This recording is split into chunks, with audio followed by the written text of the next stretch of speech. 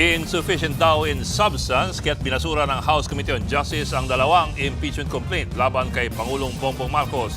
Pero git ng komite, hindi papatay ang impeachment laban sa Pangulo. Nasa frontline balitang yan si Marian Enriquez. Ang dalawang impeachment complaints laban kay Pangulong Bongbong Marcos.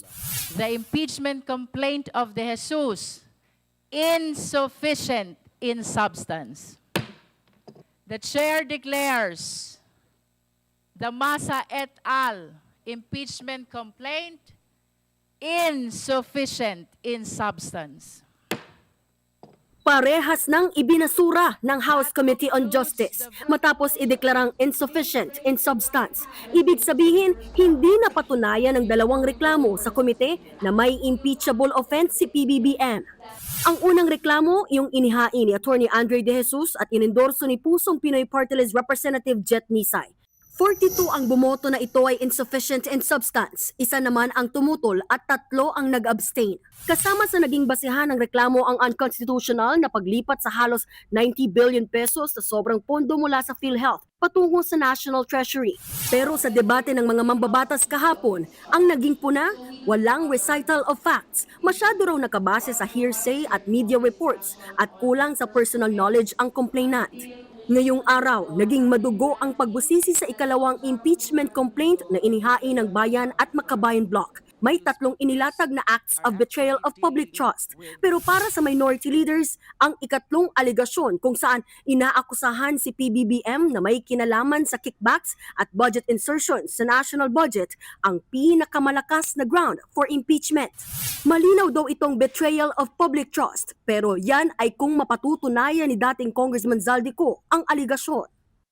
Given that standard, that these allegations are assumed to be true, the complaint, insofar as the third ground is concerned, does satisfy the threshold standard of sufficiency in substance. It's direct personal involvement in budgetary insertions and kickbacks schemes.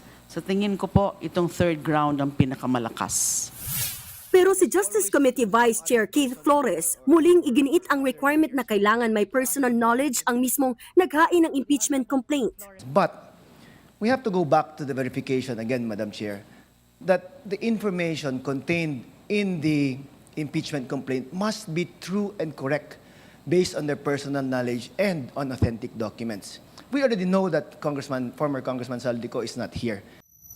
Sa huli, natalo ang mosyon na ideklarang sufficient in substance ang ikalawang impeachment complaint kung saan 7 lamang ang pumabor at 39 ang tumutol. Dismayado rito ang Makabayan Bloc. Tingin nila tila nag-abogado ang ilang kongresista sa Pangulo.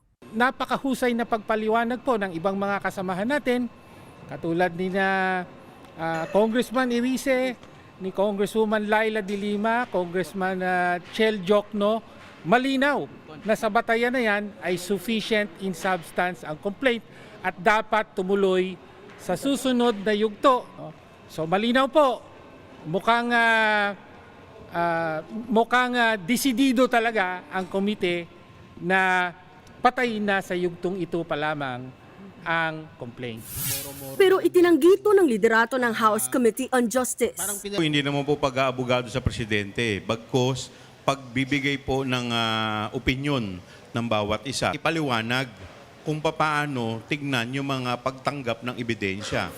Sa Lunes, February 9, mag-aaproba ng committee report at itatransmit ito sa plenaryo. Doon pagbobotohan pa ng lahat ng mga kongresista kung kakatigan nila ang desisyon ng House Committee on Justice o hindi. Nagbabalita mula sa Frontline, Marian Enriquez, News 5.